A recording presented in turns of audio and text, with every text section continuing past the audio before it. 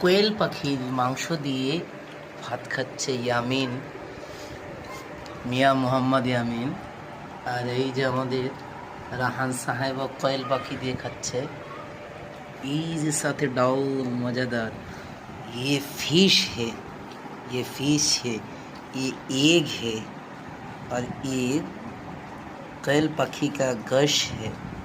और ये है मिस्टर अब्दुल रहमान राफ़ी। तो हम सब लोग साथ में हैं। हम कैमरा के अंदर है, चुप रहा हूँ, कुछ नहीं। কেমন লাগছে খাবার তোমার কাছে? তোমার কাছে কেমন লাগছে খাবার? কিরকম ভালো হয়েছে? তোমার কাছে কেমন লাগছে?